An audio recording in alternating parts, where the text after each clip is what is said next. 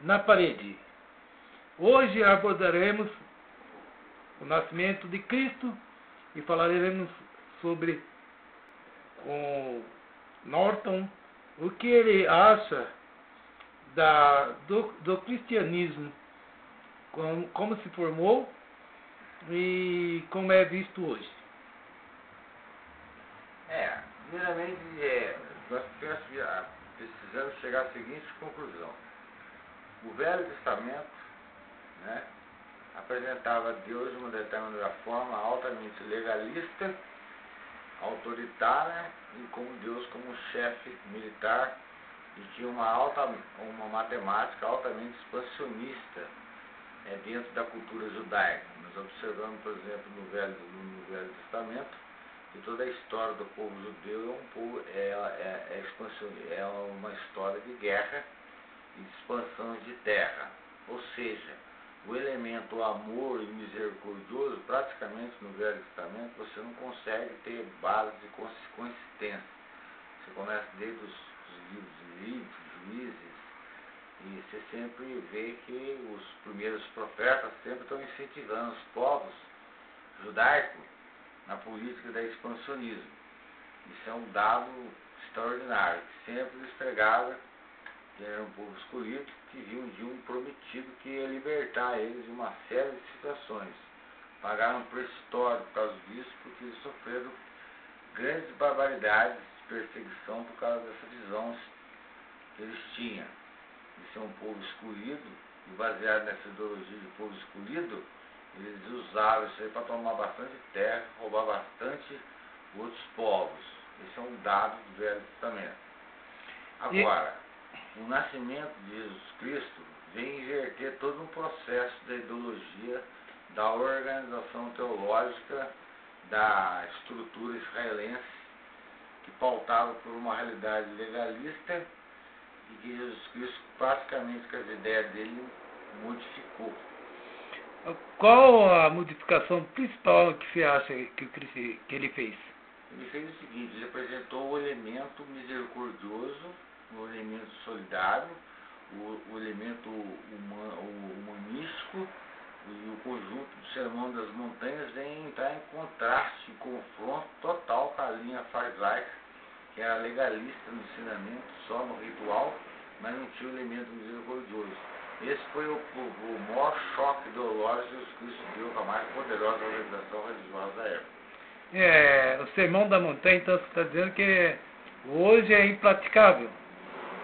Hoje os grupos minoritários, particularmente, conseguem exercitar essa doutrina, mas ela não tomou culto em termos de abrangência nas instituições, nas organizações religiosas. Pouco se fala nos púlpitos dessa questão dos púlpitos cristãos sobre o Sermão da Montanha, seja do lado católico do lado protestante. Os protestantes perderam no biblismo excessivo e o catolicismo perdeu no ritualismo, de uma tal forma também que esqueceu também a mensagem também. Qual a parte mais assim que do Sermão da Montanha tem mais contraste?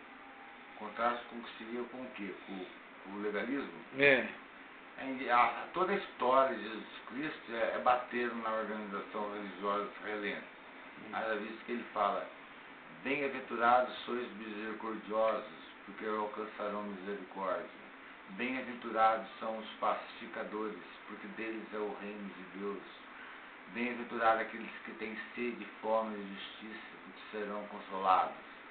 Então, toda a ilustração do Sermão da Montanha, do começo ao fim, você nota que é uma linha de unificação total de identidades de povos.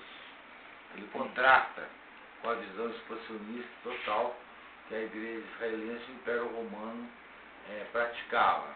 Haja visto, por exemplo, você pegar a parábola do bom samaritano, por exemplo, que era na época um povo altamente excluído pelos israelitas, ele cita lá que o cara estava estendido na estrada e passou bastante pessoas da igreja, passou bastante pessoas de diversas organizações, ninguém deu atenção para o rapaz, mas o bom samaritano foi lá e curou ele. Então, o samaritano é discriminado na época. Então, Jesus Cristo sempre ilustra comparações de unificação. Uma hora ele foi indagado pelo judeu lá sobre certo aspecto. Ele pega e fala: muitos virão do Oriente e do Ocidente, sentar-se-ão na mesa do pai Abraão, que tem preparado desde o século. Ou seja, já pega a unificação dos povos aí em cima. E tem gente tão importante do outro lado de lá, do Oriente, como tinha gente importante do lado lá, do lado dos israelenses, romanos e tudo mais. Então a ideia dele era sempre o sentido global. O Sermão da Montanha unifica o ser humano sobre todos os âmbitos. Isso influi nas instituições, nas organizações, formas de pensar, de ser e de agir. E pode se colocar em termos históricos o Império Romano e o cristianismo. O Império Romano, quando Jesus Cristo surge como personagem histórico, ele já estava dando sinais já de um Estado que estava já entrando numa fase de decadência. Decadência corrupta, política, que já estava já em fase totalmente de degeneração. A elite romana ela não estava mais bem organizada como ela estava. As ideias de Jesus Cristo, quando ele pregou e começou muitos seguidores, começou a montar uma nova forma de organização social dentro do Império Romano. Ou seja, os primeiros cristãos, eles foram perseguidos pela forma que eles, no Coríntios, você lê, eles dizem que os primeiros cristãos vendiam-se as suas propriedades e iam viver em conjunto e comum e repartir os bens entre todos.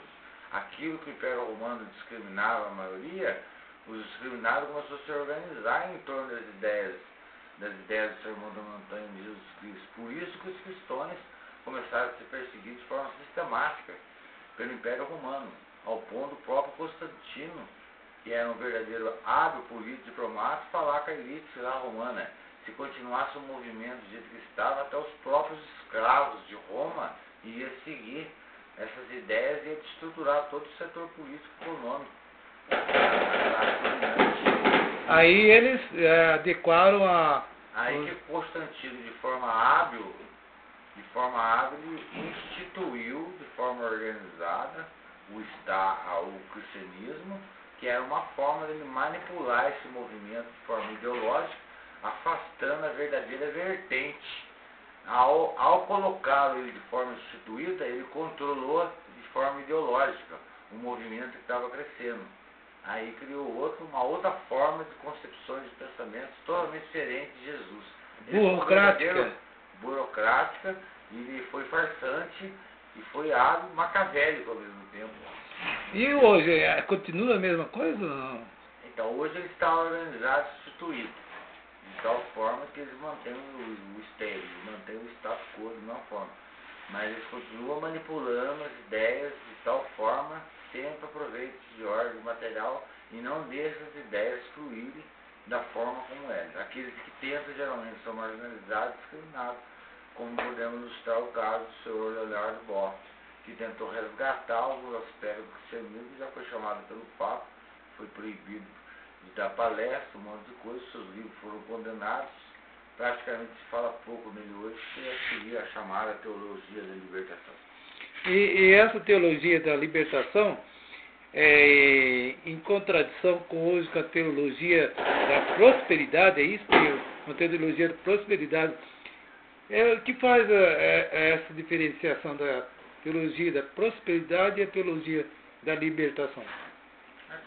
Eu poderia dizer que o Leonardo Boff, ele, analisando o processo histórico da igreja, partindo dos próprios princípios do cristianismo organizado, que era o cristianismo primitivo, que pode caracterizar o primeiro socialismo que houve de forma organizada, Leonardo Boff queria resgatar, e isso numa vertente religiosa, e influir no aspecto político-social para que os pobres caminhassem com uma instituição nova para tentar influir nas decisões políticas sociais do país em toda forma. E por isso ele foi perseguido. A teologia da prosperidade, perto da teologia da libertação, é um arranjo totalmente, extremamente ignorante, sem sentido. Contra o Sermão da Montanha? Totalmente contra o princípio do Sermão da Montanha. Não ensina o povo a nada. a não ser ficar cada vez mais adepto do sistema e uma forma de querer barganhar com Deus a fé, a riqueza e o luxo. Certo. Aonde ele se une? Segundo os ateus unem eles. Porque se for colocar uma religião, outra, por exemplo, a Assembleia, por exemplo, o Batista, Adventista, Testemunho de Jeová e outros mais, se fizer a separação, eles são minoria quanto a outras religiões, como o hinduísmo, o budismo, né? Se for colocar em termos assim, essa visão que os ateus têm, que a única coisa que une eles é quando eles falam sobre algum assunto que vai contra a estrutura burocrática deles, é a única forma de uni-los. É verdade? Né? É uma verdade absoluta. Eles são assim. Eles podem diferenciar no aspecto doutrinário e ideológico, mas quando tem pautas que são temas que é contrário aos princípios da forma comunicar, quando o objetivo é em comum, unifica eles. Eles só são unidos em objetivos comuns. Partindo disso, eles são têm doutrinas totalmente separadas. É o problema do caso gay, do casamento gay, o caso do aborto, da pílula do dia seguinte e mais outros temas complexos da nossa sociedade que unem eles. Partindo disso, eles são totalmente divididos. O restante aí, cada um tem um Deus, então? Cada um tem uma concepção de encarar esse Deus deles na forma doutrinária como eles pensam. Então eu continuo. Deus é o mesmo, porém a doutrina que poderíamos dizer, a sua ingênua, a sua maneira de ver fica diferente. Então fica igual ao Antigo Testamento, tinha o Deus de Davi, né? Eles têm o mesmo Deus, porém de maneiras diferentes na doutrina de encará-los, mas eles são monoteístas e acreditam em Jeová. Não tem uma visão politeísta em nenhum ponto. Tá, ok. As considerações finais? As considerações finais que eu gostaria que esse Natal pudesse, alguns pensadores aí da teologia cristã, refletisse mais sobre o Sermão da Montanha e falasse mais, talvez, nas igrejas, nos rádios, e eles perdessem pouco tempo em ensinar ao povo coisas que não vão levar as massas absolutamente de lugar nenhum. Eles não insistem nessa questão do cristianismo, que é o Sermão da Montanha, que é uma obra-prima da espiritualidade. Obrigado.